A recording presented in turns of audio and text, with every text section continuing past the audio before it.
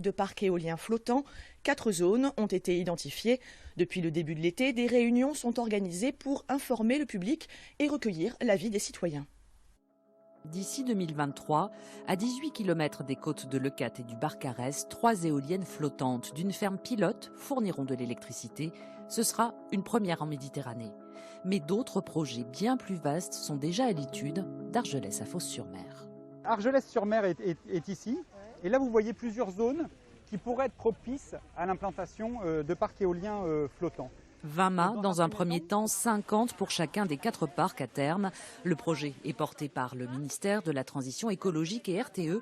La phase d'information du public est en cours, mais beaucoup découvrent le projet. C'est moche d'abord. Et puis pour la faune, c'est pas très sympa. C'est une découverte, c'est une stupeur. C'est clairement quelque chose qui pour moi est contre nature. On a un paysage ici qui est juste magnifique. Et en tout cas sur l'aspect esthétique, ça va dénaturer complètement le littoral.